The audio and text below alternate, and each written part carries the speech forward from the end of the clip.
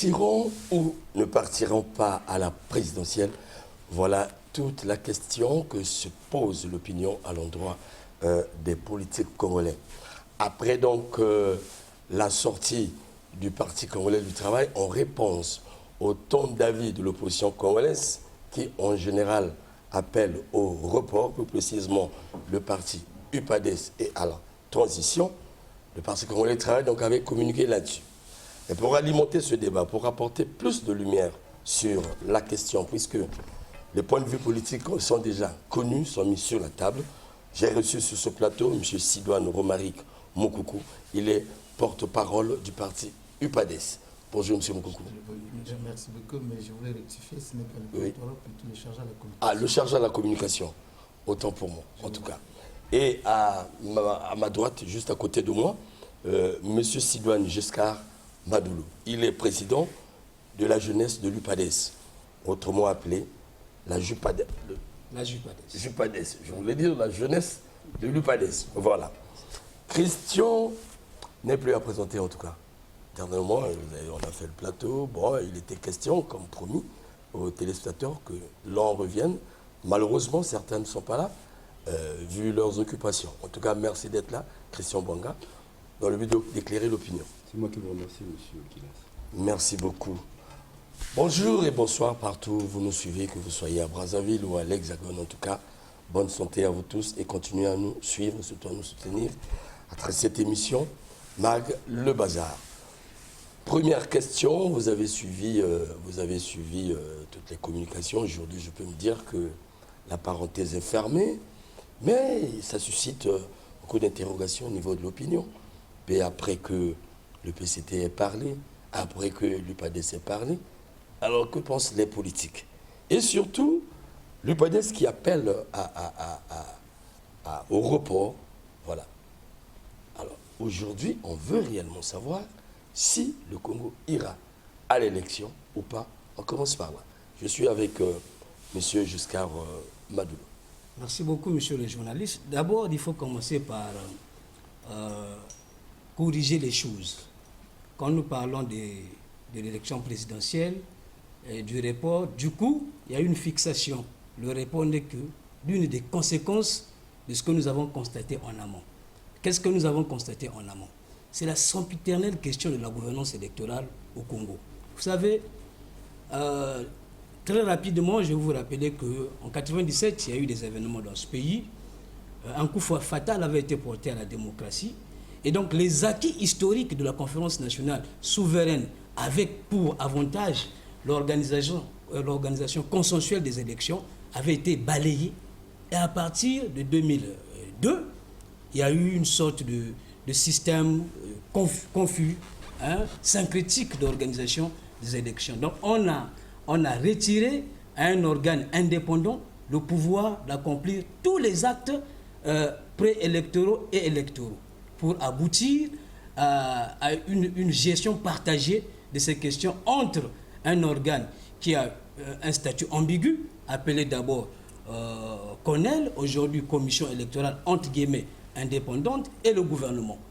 Et nous nous sommes retrouvés plusieurs fois, notamment les partis de l'opposition, du centre, la majorité, y compris le gouvernement, pour régler toutes ces questions, pour que les élections dans notre pays ne soient plus sujettes à caution et ne versent plus le pays ou ne basculent plus le pays dans la violence. C'est ainsi que, de concertation à concertation, nous nous sommes rendus compte que le fichier électoral au Congo était pipé d'avance. Ça remonte du recensement spécial, administratif spécial de 2014, dont les résultats n'avaient pas fait l'unanimité. Et d'ailleurs, vous êtes journaliste, vous vous souvenez que l'opposition avait émis des réserves quant à la validation de ces résultats parce qu'ils étaient surestimés dans certaines localités, notamment dans la Likwala, dans les plateaux, la cuvette centrale, etc.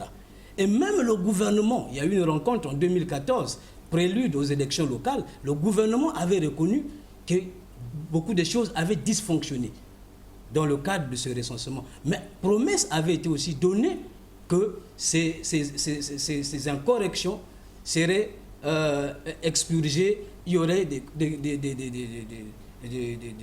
un nouveau fichier électoral consensuellement ou bâti de manière consensuelle. Malheureusement, jusqu'en 2017, date à laquelle nous sommes allés à la concertation politique de Ouesso, rien ne se fait jusqu'au jour d'aujourd'hui. Ce qui fait que la matrice qui sert à réviser ou de révision des listes est fausse, mais on ne peut pas faire de vrai sur du faux.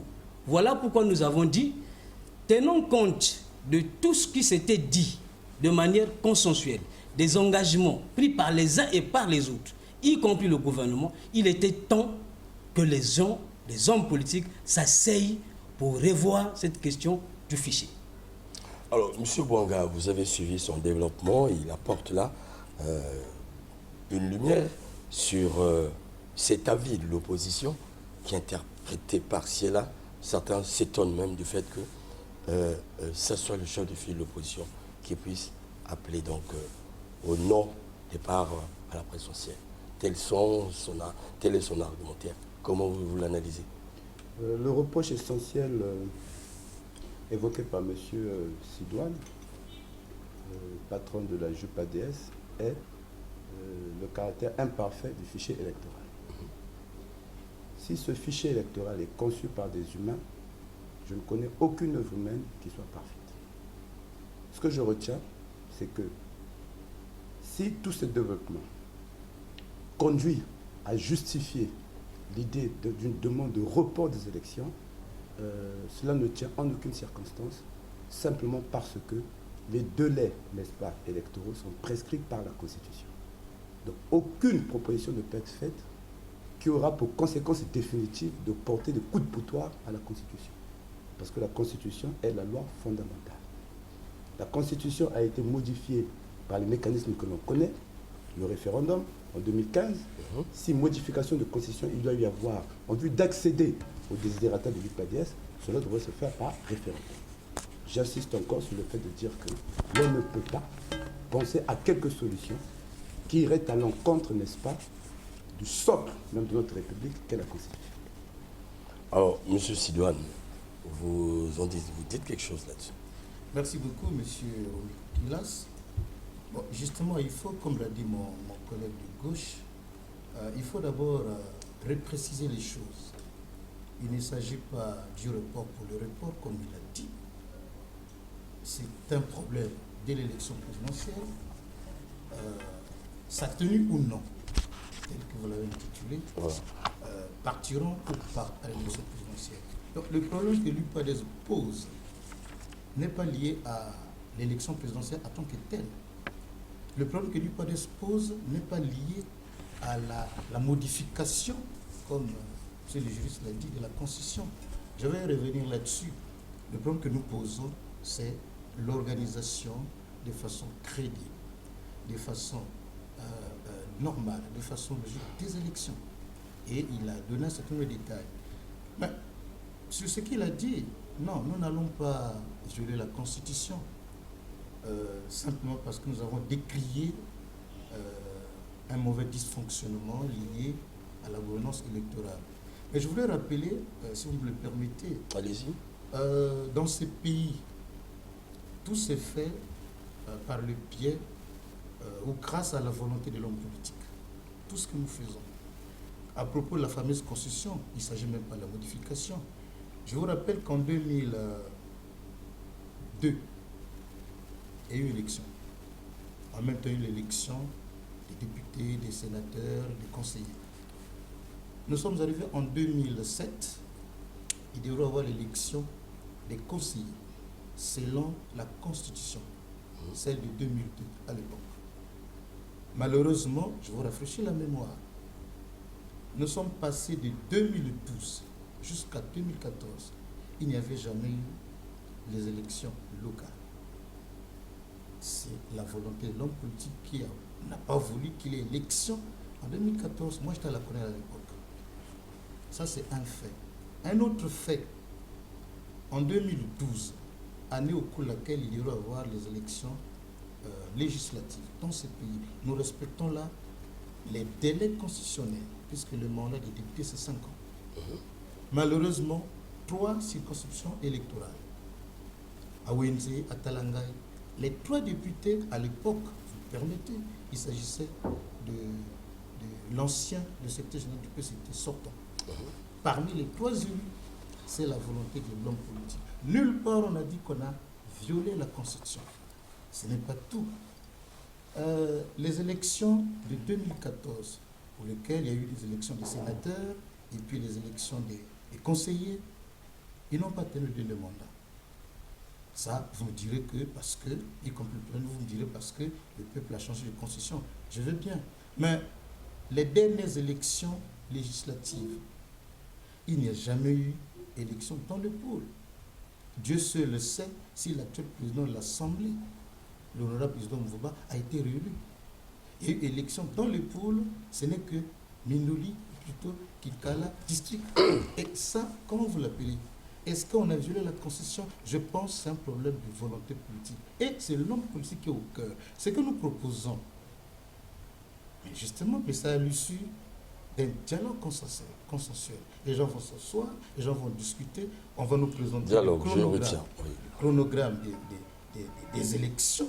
En ce moment-là, on verra. Si nous sommes dans les délais, c'est tant mieux, l'élection présidentielle va avoir lieu. Mais si jamais le programme qu'on va nous présenter et qu'il y ait glissement, qu'on appelle report ou tension, peu importe, les politiques sauront trouver des mots. Mais le problème que nous posons aujourd'hui, c'est celui lié à la gouvernance électorale pour que l'élection présidentielle soit crédible, transparente et libre, sans contestation. Voilà. Si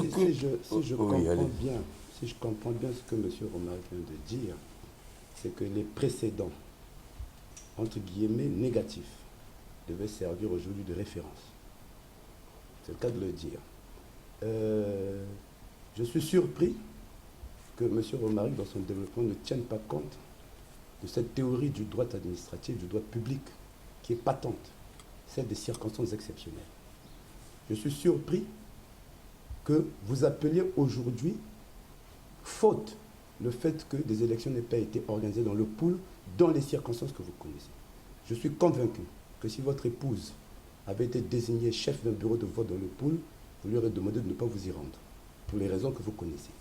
Donc tout ce que vous venez d'évoquer, à mon sens, tombe sous le coup de la théorie des circonstances exceptionnelles, qui est patente en droit public. Maintenant, pour revenir à ce que j'étais en train de dire, je dis encore, quelles que soient les circonstances, la Constitution reste la norme, n'est-ce pas, la plus élevée. Que l'on n'utilise pas ici de la démagogie, de l'idéologie, dans l'intention, même incidemment, de donner des coups à la Constitution. Nous ne sommes pas dans des circonstances où, comme vous venez de l'évoquer, nous serions en situation d'être obligés de violenter cette Constitution. Je suis convaincu. Excusez-moi, vos interventions ont duré parfois 20 minutes, 3 minutes. Oui, allez-y. Je suis que dans le développement de mon idée. Voilà. Je suis convaincu que l'UPADS a les moyens aujourd'hui de rassembler les forces qui sont les siennes pour aller à ces joutes électorales qui sont importantes. Exactement. Lorsque vous tentez, je n'utiliserai pas ce mot, lorsque vous tentez de justifier votre démarche par le fait, par exemple, qu'en 1997, n'est-ce pas, la démocratie a connu des problèmes dans ce pays. Mais vous tirez une balle dans le pied. Excusez-moi de vous le dire. Vous avez votre lecture, nous avons la nôtre. Il me souvient que tous ces troubles sont nés d'un report, n'est-ce pas, des élections décidées par le seul pouvoir. Position qui n'était pas acceptée par la partie adverse. Voilà la vérité. Nombreux oublient qu'en 1997, la véritable cause des troubles que nous avons connus était le fait que, par décision discrétionnaire du pouvoir à l'époque, il avait été institué en 2 temps 3 mouvements, ce Conseil constitutionnel qui avait été institué par la Constitution, n'est-ce pas, de 92, qui n'avait jamais été installé et qui, par extraordinaire, a été installé quelques mois avant la fin du mandat de M. Pascal. Bon, je pense que cet argument... Vous avez tenu à rappeler cela. Je tiens à corriger, n'est-ce pas, l'opinion que les Congolais devaient se faire de cet épisode. Revenons sur pour conclure et revenir, n'est-ce pas, je souhaiterais que les messieurs de l'UPADS nous fassent ici la démonstration de ce qu'ils ont une raison valable justifiant que des demandes puissent être acceptées, puissent être exécutées en violation, n'est-ce pas, des dispositions constitutionnelles. Monsieur oui, M. Madou. Très rapidement, il ne faudrait pas que, parce que nous sommes devant les médias, la caméra, nous puissions dire des choses qui sont même contraires aux faits historiques. Nous allons revenir. Nous n'allons pas faire un flashback. Non, c'est important. C'est ça. Le débat mène un flashback. Le peuple nous suit. Il ne faudrait pas que nous laissons des zones d'ombre dans ce qui s'est dit. Alors, répartons un peu en 97. Parce que, non, je vous en prie, monsieur Ronick. Je dis ceci, nous avons une thématique. Nous allons on ne va pas aller creuser l'âge de guerre parce que, je le dis pourquoi. Il y a des choses que nous avons enterrées dans ce pays. Oui. Nous avons un bon climat, assaini. On fait le bon jeu. L'opposition dit même qu'il fait le bon jeu. Et tenant compte de la réalité actuelle, je sais que vous utilisez là des balles pour vous canarder, ce qui est permis en politique. Mais de grâce, j'ai commenté des propos de M. Ce flashback. Il a parlé de j'en ai donné mon opinion. Nous sommes en train de perdre notre temps. Il est précieux.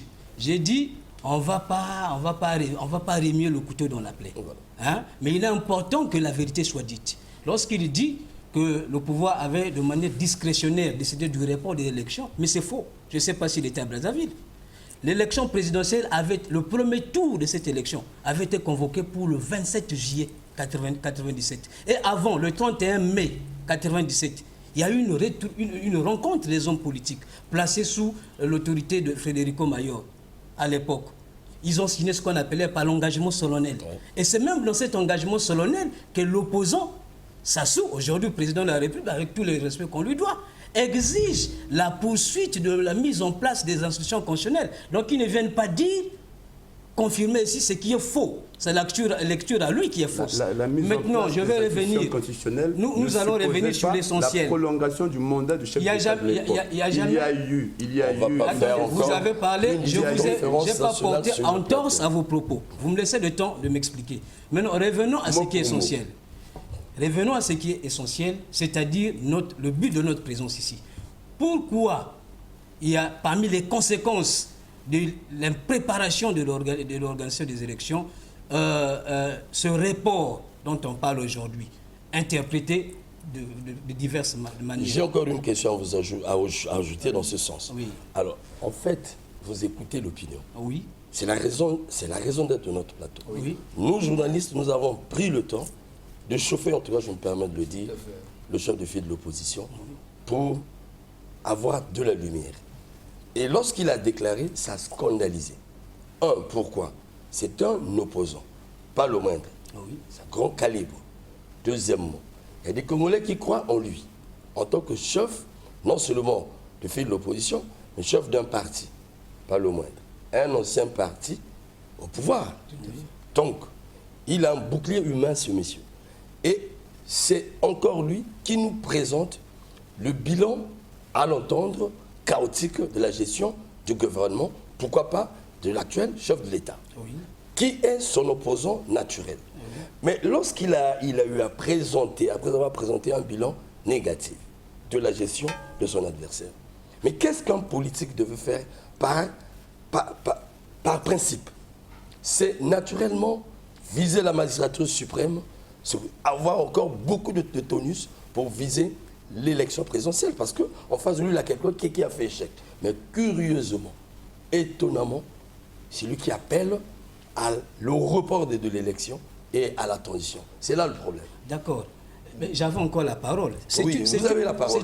C'est une suite logique. Je vais vous prendre deux images liées à une élection. Quelqu'un qui joue à Colin Maillard, hein, c'est un jeu où on vous bande les yeux, et on vous demande d'attraper votre cible. Voilà. Mais il se trouve que la cible est déplacée par quelqu'un d'autre. Donc vous êtes manipulé par celui qui déplace la cible, parce que vos yeux à vous sont bandés. Mobile, quoi. Voilà, vos yeux à vous sont bandés, fermés. Mais il y a aussi l'image d'une course. Une course de fond, par exemple. Il y a un point de départ. Vous avez vos yeux ouverts, vous savez que je pars d'ici, d'un point A vers un point B, mais c'est la course qui va déterminer, donc le plus rapide. Ça veut dire quoi, de cette image-là? Qu'il y a une élection transparente et il y a une élection pour le plaisir d'organiser une élection. Si vous allez à une élection simplement parce que c'est cyclique, comme il a dit, c'est constitutionnel, encore que la conscience, le respect de la conscience, il ne faut pas que ça devienne comme une chansonnette de perroquet mouillé. Permettez-moi l'expression. Parce que... Respectons la loi fondamentale. Non, la loi fondamentale avait été déchirée en 2015. Si vous êtes titillé, Monsieur Bouanga, n'est-ce pas, des prescriptions de la loi fondamentale. Monsieur Bouanga, en 2015, il y avait des dispositions intangibles dans la Constitution de 2002, vous le savez. Vous avez appelé ce que vous avez fabriqué à Sibiti, le pôle de consensus de Sibiti. Vous nous avez imposé un référendum. Rien ne justifiait ce changement de constitution. À qui avons-nous imposé un référendum? Bien sûr, au peuple. Au peuple? Bien sûr. Pardon? Parce que lorsque comment devait-il répondre à ce référendum qui a été lorsque imposé? vous parlez... Excusez-moi, si le référendum a été imposé je vous réponds. Non, avant, il y a les mécanismes, il y a des mécanismes où vous êtes juriste, il y a des mécanismes légaux et constitutionnels pour modifier quelque chose qui a été fait par le souverain primaire. La Constitution de 2002 imposait l'intangibilité de l'article, sur l'article, les matières constitutionnelles. L'article d'abord 86 qui donnait les matières soumises à référendum. Il s'agissait de l'organisation des pouvoirs publics, de la garantie des droits et libertés, comme vous appelez, l'action sociale et tout le reste. L'article 185 et l'article couplé à l'article 57 limiter carrément ce domaine pour dire la forme républicaine de l'État. Le nombre de mandats du président de la République ne peuvent pas faire l'objet d'une révision constitutionnelle. Mais alors, par la volonté de l'homme politique, il a dit, parce que la Constitution c'est quoi? C'est la formalisation d'une volonté politique par le droit. C'est ça la Constitution. Par la volonté de l'homme politique. Parce que sa réaction est d'une longueur, je répondre. Je suis extrêmement surpris de ces volte-face permanents. J'ai l'impression que vous évoluez dans ce débat par casuistique. Hein? Pourquoi je vais le dire? Vous contestez les résultats des élections antérieures, n'est-ce pas? Mais en même temps, vous êtes fiers d'occuper une position institutionnelle résultat de ces élections. Je ne vous comprends pas.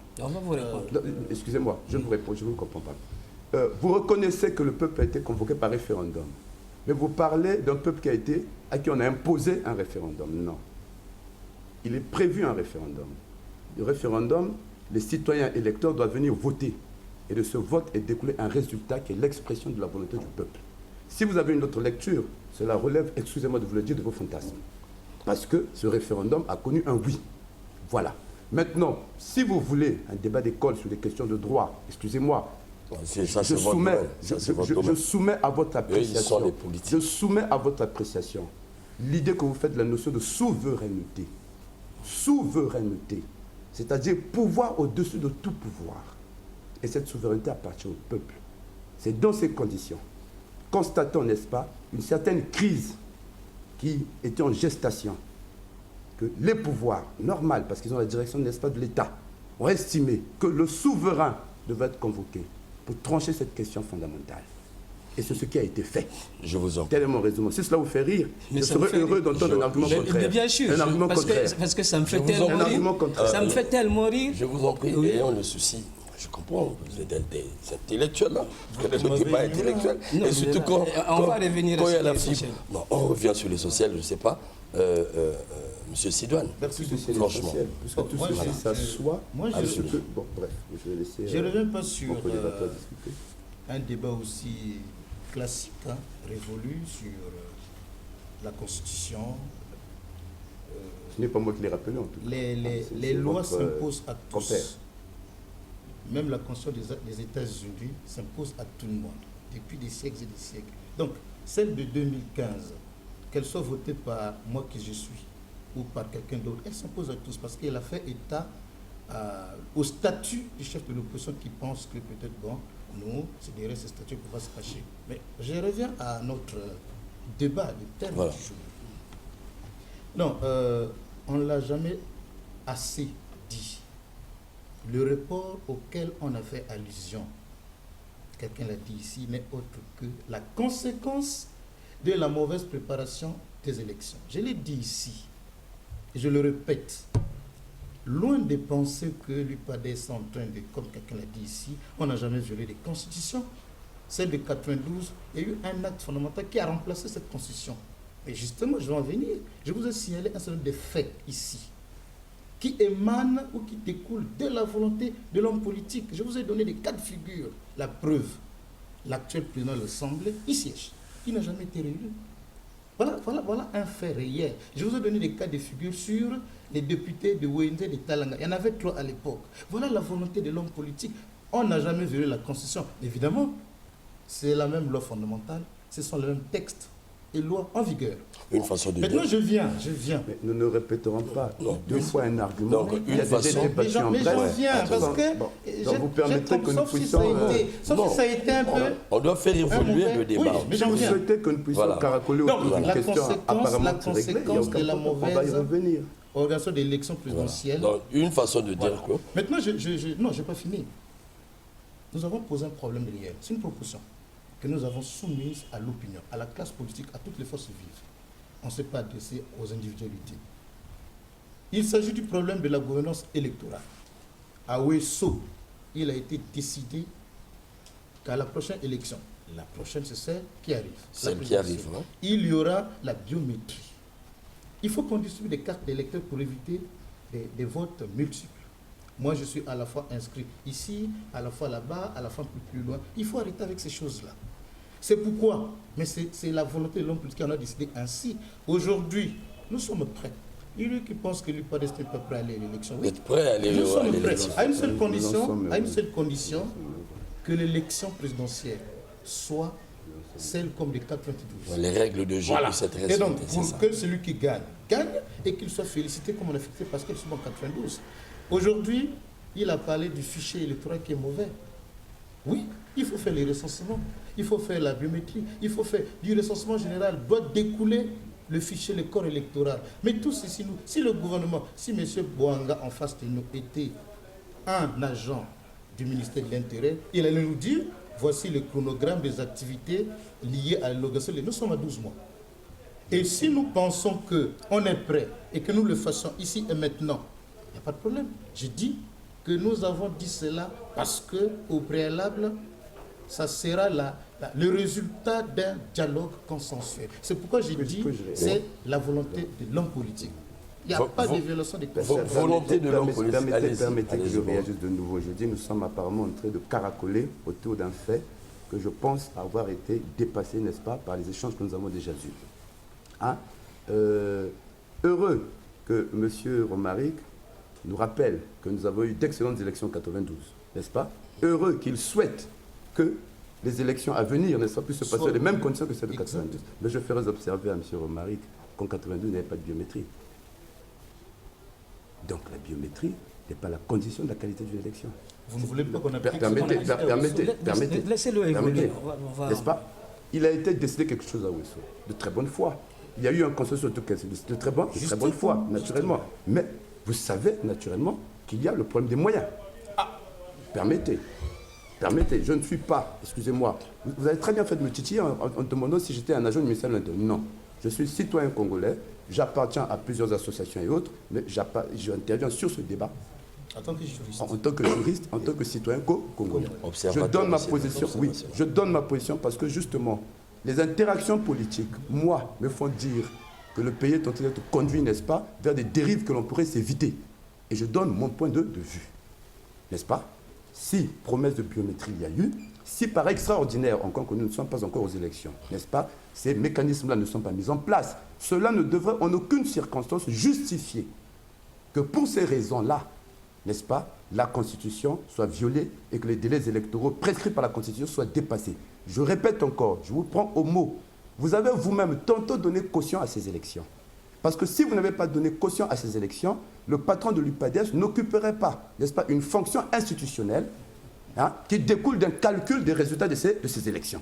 Vous avez, c'est un fait. C'est un fait. On va y répondre. Vous avez cautionné ces élections. On va y répondre. Voilà, premièrement. Secondo, vous avez vous-même rappelé, n'est-ce pas, que ce fichier électoral n'était pas parfait. Je suis tout à fait d'accord. Je vous ai opposé le fait qu'aucune œuvre humaine n'est pas parfaite. Si par extraordinaire, vous estimez que ce fichier électoral n'était pas aussi sérieux, je suppose qu'en toute responsabilité, vous n'aurez jamais pris part aux dernières élections. en toute responsabilité. Mais vous y êtes allé. Aujourd'hui, on ne va pas faire de cette question un casus belli. Je ne pense pas que si ce fichier électoral n'est pas exact, je ne pense pas que la marge d'erreur soit de 30%. Non, je pense que non. C'est là où... Voilà. Je pense que non. Ni le ministère de l'Intérieur, ni le Parti congolais du travail a présenté un blocus dans cette question, ce que je sache. Votre adversaire naturel, comme j'aime bien le dire, qui est de l'UPADES, le PCT dans sa communication, a confirmé, affirmé, réaffirmé l'aller à l'élection. À entendre son nouveau porte-parole, tout sera bientôt prêt pour répondre à ses besoins. Alors, est-ce que ne pas aller ne paraît pas fatal d'abord pour vous-même, le LUPADES? Moi, je vous renvoie ce que les Congolais pensent. À supposer, puisque le PCT d'ailleurs est partant avec toute la majorité, à supposer qu'il y a organisation de la présidentielle, et vous prenez le non-aller à l'élection, est-ce que le PADES sera candidat? Ou encore, est-ce qu'il y aura une candidature de l'UPADES? Bon, monsieur... Oui, je voulais commencer. Non, je commence parce qu'il a eu son temps de parole. Non, il n'est pas question de s'interroger sur le fait d'aller ou de ne pas aller à ces élections. Nous avons un problème, c'est la gouvernance électorale. Le reste, le parti, en son temps, décidera. Parce que le parti a des organes délibérants, vous voyez, que sont le Conseil national et le bureau politique. Mais d'abord, quand le PCT dit, et d'ailleurs, je vous ai toujours personnellement fait le reproche de ne pas convoquer les amis du Parti congolais du travail. Il faut qu'ils viennent. Ceux qui nous suivent, ils étaient là. Ils étaient là. Vous étiez occupés, nous avons regretté sur ce plateau. Bon, aujourd'hui, que vous êtes là, ils sont occupés. Ils étaient là. Voilà toute la difficulté. C'est pas grave. Mais quand le PCT le dit, sur la base de quoi? Le ministre de l'Intérieur, en 2014, est allé en Allemagne acheter les machines liées à la biométrie. Il a confirmé qu'à la future élection présidentielle, donc celle de 2016, qui a eu maintenant un caractère anticipé, la biométrie serait introduite. Tout était déjà acheté. Il manquait seulement l'activation de ce mécanisme-là. Mais qu'ils disent aux Congolais où sont parties ces machines. Ça, c'est de 1. 2, parlons du chronogramme. Lui vous a dit qu'il y a le recensement général de la population et de l'habitat qui pointe à l'horizon. Les résultats de ce recensement-là, de ces résultats, va s'adosser le corps électoral. Parce qu'en règle générale, le nombre d'électeurs, c'est à peu près la moitié des effectifs du recensement général de la population de l'habitat. À peu près. Vous voyez. Et donc, le chronogramme de ceci, vous n'avez pas l'information, allez au ministère du Plan. C'est connu. Le chronogramme du RGPH, c'est de mars 2020 à novembre 2020. Ça, ce n'est que la période technique. Maintenant, il faut traiter ces dossiers et ces résultats. Il faut les valider. Là, il n'y a même pas de date. On ne sait pas quand ces résultats seront disponibles. Et à quel moment on va mettre en œuvre la biométrie. Il ne s'agit pas de dire, oui, c'est la volonté de la bonne foi. Il n'y a pas de bonne foi. Parce que de 2014 jusqu'au jour d'aujourd'hui, combien de concertations a-t-on tenu? À Sibiti, nous n'étions pas. Il y avait 2 volets. Volet gouvernance électorale, volet évolution des institutions. Nous n'étions pas là. C'est eux-mêmes, les communiqués finaux existent, qui avaient dit, pour cette élection, pourquoi, maintenant pour répondre à la question de M. Bonga, pourquoi nous sommes chefs de l'opposition, nous sommes chefs de file de l'opposition. Voilà. Non, il y a une différence. L'élection présidentielle est une élection à circonscription unique. C'est-à-dire qu'il faut la maîtrise des données démographiques. Les autres élections sont des élections à circonscription multiples. Moi, je peux être candidat. Non, mais vous avez parlé, je suis en train de parler. Allez-y. Moi, je peux être candidat. Je peux être candidat à Madingoukaï ou bien à Bokosongo, législatif. Mais les résultats des législatives ou le démembrement des électeurs à Bokosongo ou à Madingoukaï n'influent pas sur d'autres départements parce que c'est localement. Vous avez la possibilité de les maîtriser. L'élection présidentielle, c'est une seule circonscription. Donc on n'a pas le droit, de cautionner des hérésies. Permettez que je réagisse. Non, je vous en prie, vous êtes permettez. Une distribution équitable du temps de parole. D'accord. Excusez que je réagisse à chaud à ce que je viens d'entendre et ensuite, voilà, etc. Monsieur Madoulou. Oui. Non, sincèrement, vous êtes le futur patron de l'UPADS. Non, c'est vous qui le dites. Oui, patron de la jeunesse de l'UPADS, quand je dis futur, peut-être pas dans un futur immédiat, mais j'imagine que de par la carrière politique et la vôtre, vous finirez par devenir un patron de cette institution. Merci de la prémonition. Non, mais je vous le souhaite. Je vous en prie. Merci donc de faire plaisir aux Congolais en ayant une ligne unique dans votre raisonnement. Parce qu'à vous entendre, vous n'avez pas remis en cause l'élection présidentielle. Vous avez remis en cause l'appareil, n'est-ce pas, qui organise les élections et le mécanisme d'organisation des élections. Alors, ce même mécanisme, en élection présidentielle, n'est pas valable. En élection législative, est valable. Et c'est comme ça que vous justifiez, n'est-ce pas, la position qui est la vôtre. Permettez, vous avez pris 5 minutes à parler. Oui. Je vous réponds, n'est-ce pas? Secondo. Excusez-moi. C'est une réaction. Voilà. Secondo. Je vais faire un flashback. J'étais heureux de l'entendre dire qu'ils iront aux élections. N'est-ce pas? Qu'ils iront aux élections. Dit tel quel par le futur patron de l'UPADS. Je ne l'ai pas dit. C'est lui qui l'a dit. Moi, je ne l'ai pas dit. Les enregistrements sont disponibles. C'est lui qui l'a dit. Permettez. Je suis heureux d'entendre, nous irons aux élections. Mais en même temps qu'on affirme aller aux élections, en même temps on pose des préalables qui, je le rappelle encore, si je comprends, sont des coups de boutoir, n'est-ce pas, à notre Constitution. Voilà. Je souhaiterais en abolir, trouver des arguments, je vous en prie, sortez-moi un argumentaire, n'est-ce pas, qui nous permettra tous d'accéder à la conviction qu'il y a à cet instant nécessité pour nous de violenter les délais. Je vais vous poser une question. Avant de lui donner la parole, tout ceci, c'est pour éclairer notre opinion. Bien sûr. Politique nous suit, peut-être même le chef de l'État, le chef de file de l'opposition, les patrons des institutions. Ce qui se développe ici, moi j'ai une lumière là-dessus. Voilà ce que propose Bwanga. Bwanga pose le problème du respect à tout prix de la Constitution parce que les délais sont fixés. L'UPADS pose un problème également, dit oui, la Constitution, mais il y a problème au niveau de la machine organisationnelle. Donc il faut apprêter cette machine. Ça veut dire que vous avez un souci d'aller à l'élection avec ses limites, comme il faut le dire.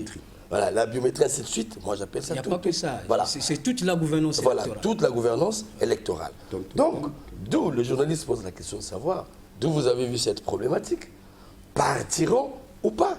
Et quand je pose une telle interrogation, je la pose aux politiques globalement. Je la pose à toute la classe politique et sociale globalement, parce que nous sommes le souverain primaire, c'est nous qui votons. Partiront ou pas? Une façon de dire, une interpellation faite aux politiques, parce qu'on vous a écouté.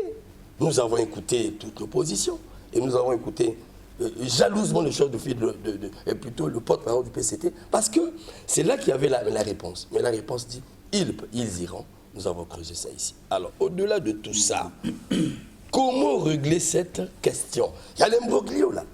Ce n'est pas un problème de force, s'il te plaît, M. Bwanga. Ils sont là comme des politiques majorité-opposition. Des bonnes guerres. C'est même ça la logique démocratique.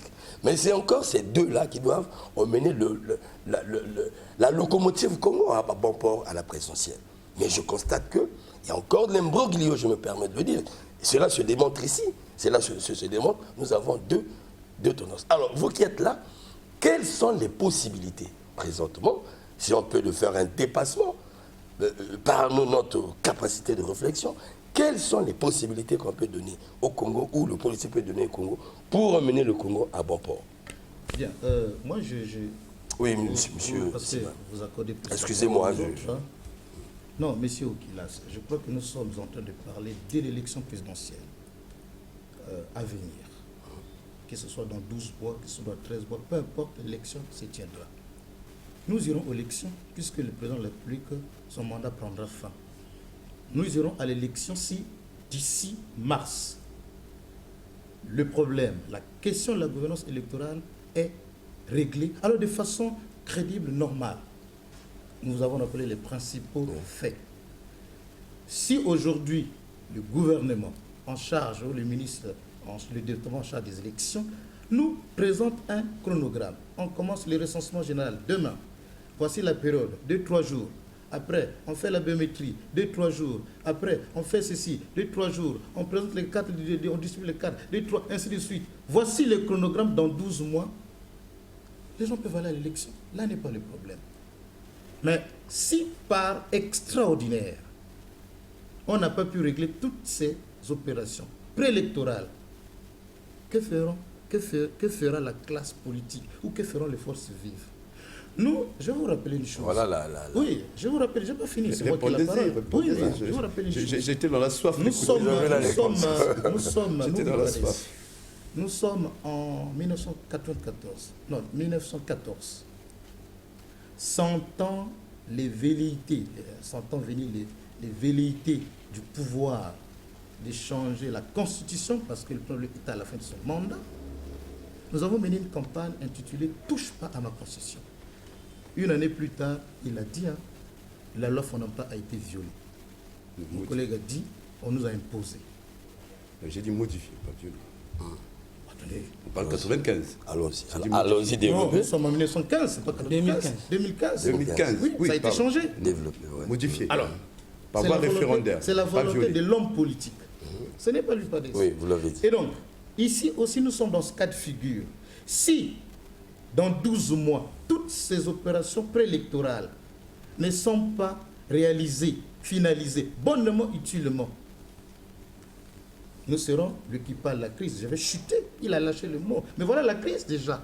Si jamais on arrive en juin, et plutôt au mois de mars 2016, rien n'est fait. 2021, rien n'est fait. C'est déjà une crise. Les gens viennent, mais c'est l'homme politique qui va décider. Vous parlez en termes de la violence. Moi, je vous ai donné des cas de figure où vous avez vous-même... J'ai pas fini. Monsieur Romik, non. Soyons sérieux. La loi électorale, même si quelque chose peut se faire en catimini, l'actuelle loi électorale à laquelle l'UPADES n'avait jamais voté, je vous dis là, je vous donne la raison, prévoit, c'est la loi électorale actuelle, elle est congolaise, prévoit que pour toutes les opérations préélectorales, électorales, il y a 4-5 composantes. Je vous le rappelle. 6. Vous avez la majorité présidentielle. Oui. Vous avez l'opposition. Vous avez le centre. Vous avez la société civile. Vous avez l'administration, les personnalités. Et même quand vous allez dans des bureaux de vote, c'est la même configuration. Donc si aujourd'hui, M. Bourgan ne l'a pas dit, peut-être qu'il connaît un peu ici. Je voulais bien que nos amis du PCT soient là, notamment mon ami chargé de la communication. Il ne faut pas que ça soit un tabou. Pourquoi en faire la question de l'élection présidentielle un tabou? C'est pas le ministre de l'Intérieur peut passer au Parlement pour nous dire, voici au niveau où nous nous trouvons dans la préparation, l'organisation de l'élection présidentielle. C'est une élection majeure. Mon collègue l'a dit ici. Il ne faut pas que nous puissions confondre avec des élections locales ou législatives. Je suis dans ma soif. Mais ce n'est pas vous qui avez la police des débats. Je vais être instruit de vos interventions. Voilà. Il va être instruit de vos interventions. Vous avez posé une question. Écoutez, oui, allez-y. Je tenais à donc. Non, pas. Moi, je vais le compléter. S'il vous plaît, renvoyez-moi la parole. Non, allons-y. Donc, j'ai tenté de dire la chose. Renvoyez-moi la parole, je vous en prie. Mon collègue l'a dit tout à l'heure, que l'élection présidentielle, c'est un seul siège. C'est une élection majeure. C'est-à-dire, on va de la Lukola jusqu'à Divini, jusqu'à partout. Et on va procéder au résultat de chaque département, ainsi de suite. À ne pas confondre avec l'élection ou les élections locales. Moi, j'ai été candidat élu chez moi. Je connais le nombre de villages. Je sais que là-bas, j'ai tel nombre de voix. Mais ce n'est pas l'élection présidentielle. Donc, le problème du fichier reste fondamental. Il a voulu minimiser ce qu'eux-mêmes ils ont arrêté à Sibiti ou à Ouesso en ce qui concerne la biométrie. Mais c'est grave. Comment vous... Mais bien sûr. Vous avez voulu un peu poser comme les préalables. Ça fait 10 minutes. Ça fait 10 minutes que vous répondez à une question. Permettez. Je souhaiterais même que vous soyez concis pour me permettre d'avoir encore en mémoire, n'est-ce pas, vos réactions. Je vous en prie. Je vous en prie de revenir sur ce que j'ai dit. C'est très important. C'est très important que je vous donc j'ai tenté de dire tout ceci, la biométrie à laquelle il a tenté de minimiser là, tout ceci constitue le paquet des revendications de l'opposition en ce qui concerne la gouvernance électorale. Et pour nous, UPADES, si toutes ces questions toutes ces questions ne sont pas réunies, nous ne voyons pas comment aller à une telle élection. ça sera, comme d'habitude, être élu, tricheler. Voilà, ça s'appelle tricheler. Donc gagner d'avance. De gagner d'avance. Monsieur Bouanga, je profite de vous lancer déjà une question que nous allons regarder ensemble. En ce moment, au regard de tout ça, vous allez répondre au même moment. Au regard de tout ceci, au regard de ce que moi j'ai pu appeler quoi qu'aujourd'hui. Alors, faut-il convoquer le dialogue? Voilà. Vous regardez toutes ces questions. Voilà. Mais la question du dialogue est un fait. Est-ce que cette question électorale de la présidentielle serait... Mais la question du dialogue est un fait. Voilà. Le reproche, n'est-ce pas, a priori fait au succès du dialogue, provient toujours de la même famille politique. En tout cas, il est retenu que pour ceux qui l'initient, il y aura dialogue. Point. Maintenant, revenons à l'objet de notre débat. Non. Attendez, l'objet là, nous évoluons, nous sommes arrivés, parce qu'on risque de tourner comme tu l'as dit, tu pourrais répliquer. Mais je dis, cette question étant présentée, voilà, cette difficulté majeure à laquelle nous, Congolais, nous sommes confrontés à cause des politiques. Vous voyez, ces deux courants, que l'on veuille ou pas, est-ce que cette question ne sera pas, en fait, à l'ordre du jour de ce grand dialogue? Mais vous avez su le dire. Vous savez, en beaucoup de débats, je répète cette phrase qui devient comme un théorème. Hein? On n'exporte pas la démocratie comme on exporte du Coca-Cola. N'est-ce pas? La démocratie est un processus d'évolution permanente. N'est-ce pas? On parle ici de la démocratie comme étant la panacée devant résorber toutes les questions liées à la gouvernance électorale. Mais l'actualité est là pour nous dire que les élections aux États-Unis d'Amérique, qui s'exécutent, n'est-ce pas, dans l'utilisation de ces moyens électroniques poussés, donnent lieu tout de même à des contestations. On doit toucher... Donne lieu tout de même à des contestations. Je vous rappellerai une élection à la tête, n'est-ce pas, du RPR, si je ne me trompe. Si le RPR, en tout cas, si je me rappelle bien, c'était Alain Juppé qui a été candidat, n'est-ce pas? Non, pas Juppé. Il y a eu une crise au sein du RPR, du fait, n'est-ce pas, des résultats biométriques contestés, et pour lesquels ils ont dû repartir. La contestation qui est dangereuse. Voilà, nous sommes des États faibles, fragiles. Les exemples ne sont pas... Ceci pour dire que la biométrie n'est pas la panacée, premièrement. Ma question à moi, mon propos à moi, n'est pas de refuser la biométrie. Mon propos à moi est de dire que quelles que soient les revendications faites, n'est-ce pas, par l'opposition, il est hors de question de prolonger le mandat du chef de l'État. Il est hors de question de passer par une période transitoire. Nous devons aller aux élections dans les délais impartis. Point. Maintenant, ce qui m'inquiète, lorsque le chargé de la communication de l'EPAD, au cadre de ce parti, n'est-ce pas, est sur ce plateau, s'adresse aux Congolais et dit, s'il n'y a pas ceci, s'il n'y a pas cela, s'il n'y a pas cela, mais retarde le donc. Mais retarde le donc. N'attendez pas que l'opposition pense comme vous. Je crains, permettez, je crains qu'il ne s'agisse, je vous regarde droit dans les yeux, d'un appel subliminal à la subversion. Je le crains.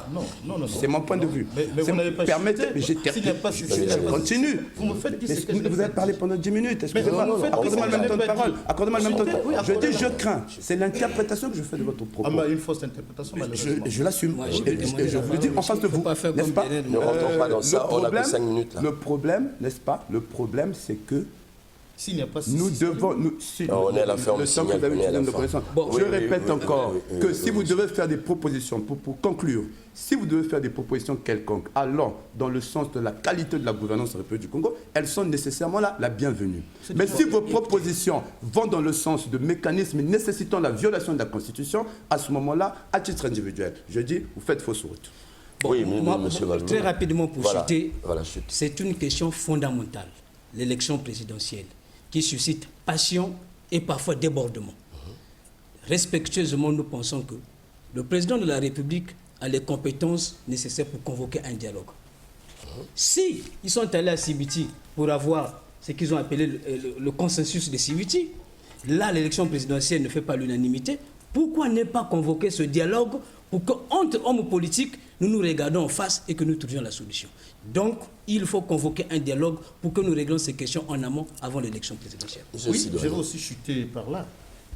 Nous demandons à M. le Président de la République, très respectueusement, de convoquer la classe politique, les forces de la nation, au cours de ce dialogue. Consensuellement, la question de la gouvernance électorale sera réglée, de sorte que l'élection présidentielle prochaine ou à venir soit libre, transparente et crédible, sans contestation. Voilà ce que Comme cela se fit en 92. En 92, laquelle élection a permis à Pascal Souba d'être démocratiquement élu. Les bonnes élections ne sont que celles où l'UPADES gagne. Merci, chers téléspectateurs. Partiront ou ne partiront pas. Telle est la problématique de ce jour qui reste ouverte. Et j'appelle donc à la classe politique de nourrir ce débat. Ce n'est pas parce que les politiques en parlent que le débat prend fin. Parce que nous allons vers une présidentielle. Déjà que les politiques nous présentent leur duel. Le duel est là. C'est un duel d'idées, c'est un combat d'idées, ce qui est propre à la démocratie. Alors, c'est l'occasion pour moi d'inviter sur ce plateau les membres du Conseil national du dialogue qui nous en disent quelque chose autour de ce débat politique qui est en fait une problématique majeure. Et j'invite également, cette fois-ci, les partis du centre pour venir nous donner leurs avis. Mais pourquoi pas les religieux, puisque toute l'opposition a parlé, la majorité a parlé. Il est question d'alimenter ce débat. Pour un but, emmener le Congo à bon port. Mais il faut que tous les Congolais s'expriment à propos. C'est vrai, il y aura toujours un contre, un pour, il y a un contre. Mais le Congo est appelé à s'asseoir, comme on le dit, dans l'histoire de notre pays, bien sûr. Parce que, pour chuter, quand j'écoutais tous les politiques, que ce soit l'opposition à la majorité, le leitmotiv, c'était le dialogue. Mais le problème, c'est le fond du dialogue, la teinte du dialogue.